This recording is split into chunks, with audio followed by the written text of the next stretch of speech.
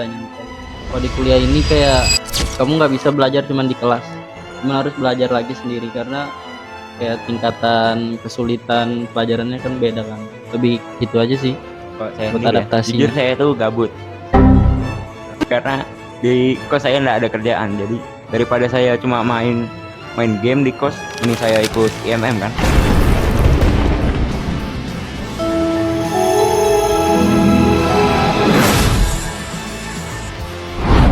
Assalamualaikum warahmatullahi wabarakatuh.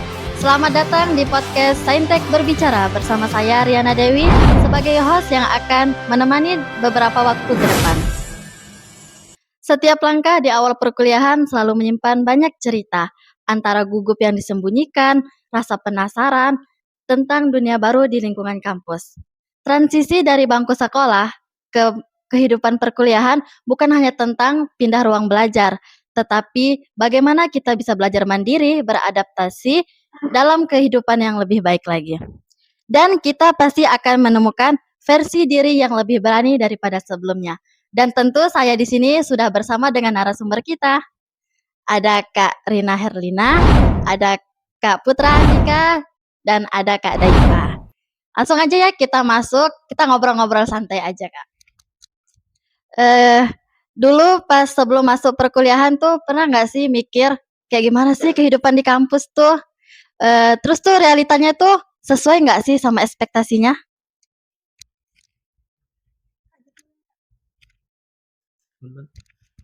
Ya jadi dulu kukira bakal tegang banget ya di kuliah. Apa mungkin ternyata di sini tuh nggak terlalu tegang juga ya? Karena teman-teman di sini banyak juga baik-baik gitu. Mungkin gitu aja ya kalau dari saya. Kalau dari saya sih sebenarnya saya nggak ada gambaran sih kalau kuliah itu nanti di mana pas waktu SMA. Pas ditanya pun saya masuk jurusan mana, saya juga nggak tahu mau masuk jurusan mana. Ya ternyata kuliah nggak seketat di sekolah kita SMA gitu.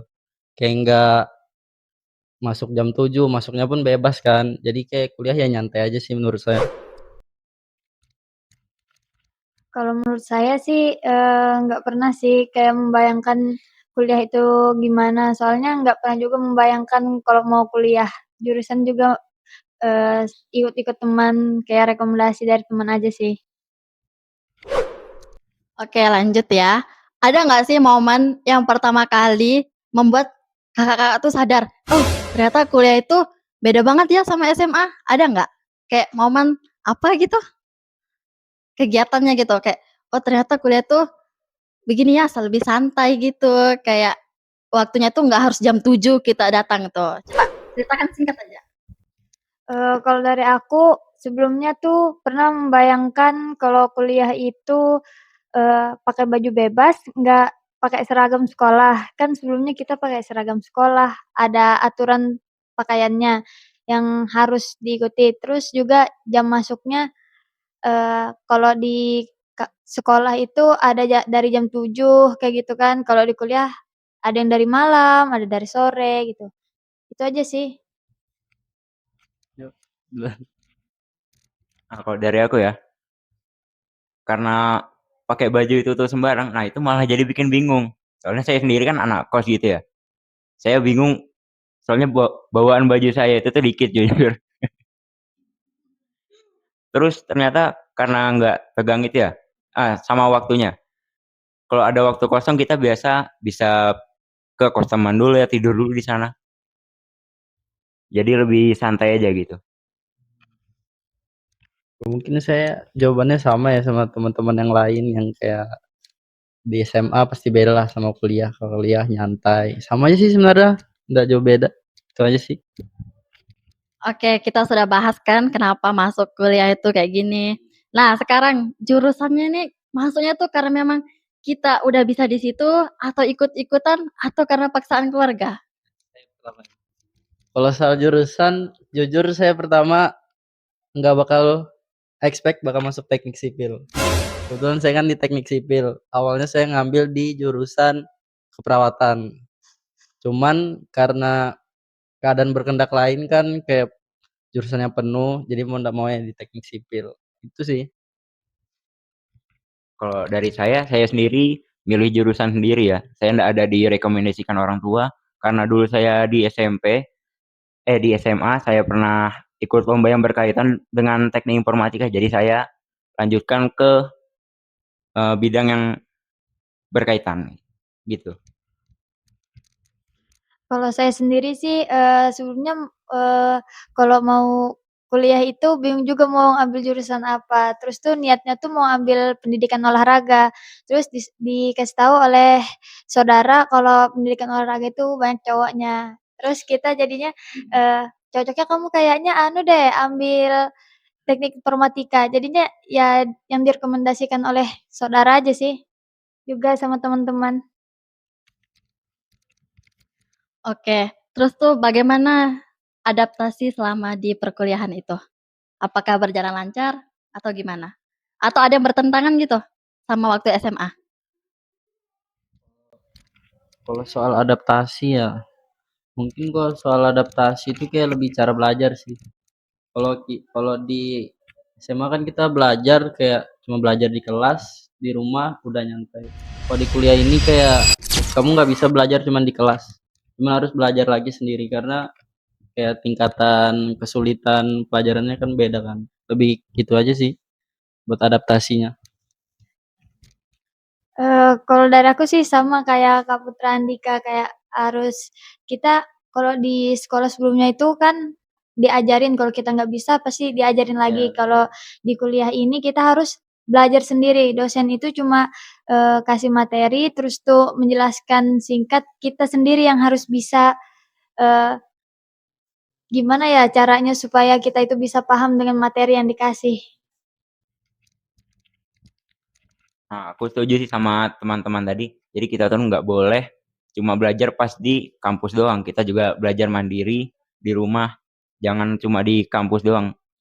Karena dosen cuma ngasih tugas biasanya. Itu aja sih. Oke, terus tuh kita kan ini IMM ya. Masuk IM tuh gara-gara apa sih? Pasti ada alasannya kan? Kalau kalau aku sendiri sih masuk IMM ini karena dari maba itu memang tertarik, cuman karena beradaptasi dulu dengan, karena aku baru kan di Samarinda jadi beradaptasi dengan Samarinda dulu, habis itu beradaptasi sama jurusan yang aku pilih dulu, baru, di semester 3 ini baru aku ambil IMM. Alasan ya masuk IMM. Sebenarnya saya masuk IMM nggak ada tujuannya. Karena memang saya diajak aja. Kena cuci otak saya. Jadi mungkin pas sudah masuk ya, mungkin pas sudah masuk itu saya kayak ngerasa pandangan saya lebih terbuka ngelihat teman-teman yang jago ngomong, baru jago administrasi. Jadi saya kayak ngerasa kayak, oh ternyata di organisasi itu kayak ya udah bagus gitu orang-orangnya. Jadi saya lebih kayak, oh bagus ternyata. Itu aja sih. Kalau saya sendiri ya, jujur saya tuh gabut. Karena di kos saya nggak ada kerjaan. Jadi daripada saya cuma main game di kos, mending saya ikut IMM kan. Lebih ada manfaatnya begitu.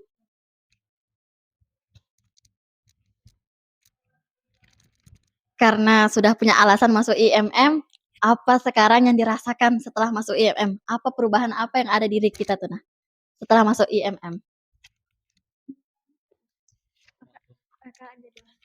Perubahan ya, kalau masuk di IMM. Perubahan sih nggak terlalu banyak sih. Cuman saya belajar, kan sekarang saya ngejabat jadi sekretaris ya. Jadi saya kayak belajar bikin surat menyurat, lebih itu sih dapat skill begitu aja sih. Itu doang untuk sejauh ini. Kalau untuk ngomong kayaknya masih belum terlalu jago juga. Itu aja sih. Kalau saya yang saya rasakan selama ini ya, saya jadi lebih bisa untuk public speaking, saya bisa lebih bekerja sama dengan teman-teman, dan juga masih banyak hal lain lagi yang bisa kita cari di MM.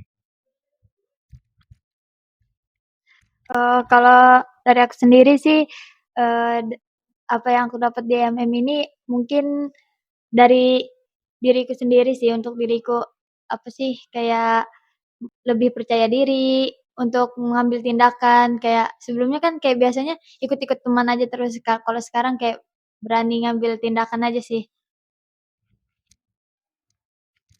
Oke, setelah ikut organisasi, pernah nggak sih selama kuliah sama organisasi itu kayak bertabrakan banget gitu? Kayak, nih kok dikasih pilihan, lebih penting organisasi apa kuliah?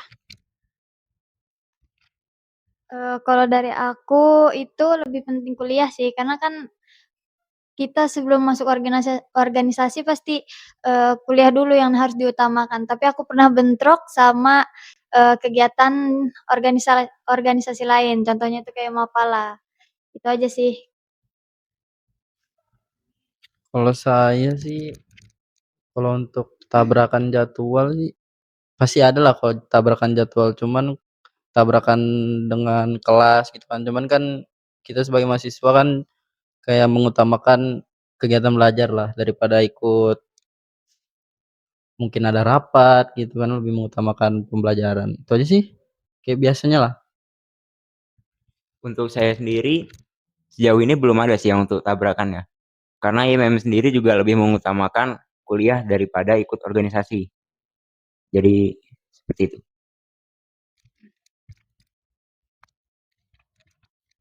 Oke, kalau misalnya nih ketemu sama adik yang baru masuk kuliah atau teman-teman teman-teman yang belum ikut organisasi, kalian merekomendasikan nggak kalau ikut organisasi juga? Untuk rekomendasi ya, kalau dari saya sih kenali diri kalian dulu sih. Kayak kalian tujuan masuk organisasi nanti buat apa. Soalnya kalau kalian juga orang yang ndak terlalu pengen aktif, nanti kan juga masuk organisasi jadinya malas-malasan. Jadi kenali diri kalian sendiri sih dulu sebelum tahu tujuan kalian mau apa. Kalau dari saya, jadi kalau mungkin kita punya waktu, kita bisa ikut organisasi. Jadi daripada kita di rumah doang, mending ikut organisasi. Tapi kalau kalian mau ada kegiatan lain gitu juga selain organisasi juga nggak apa-apa sih sebenarnya. Jadi nggak harus organisasi juga kalau nyari kegiatan gitu ya. Kalau dari aku sih, organisasi itu penting, tapi tergantung diri kita mau ikut apa enggak juga. Sama juga sih kayak mereka-mereka jawabannya. Kayak terakhir nih, bisa nggak sih menggambarkan perjalanan dari SMK, SMA, sampai ke mahasiswa ini? Satu aja, dan berikan satu motivasi yang bisa diingat.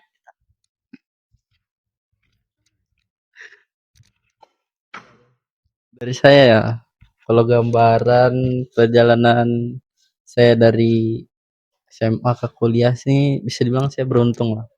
Karena saya ketemu teman baru, masuk masuk apa prodi yang saya sama sekali ndak saya pengen. Jadi kayak menurut saya beruntung aja sih. Kayak Tuhan punya rencana lain buat kita. Itu aja sih kalau kata saya. Kalau satu kata untuk perjalanan aku dari SMA sampai mahasiswa ini, ya berjalan aja sesuai alurnya. Karena kan kayak kita ikutin aja alurnya yang ada kayak gitu. Nah, alasannya kalau motivasi nggak ada sih.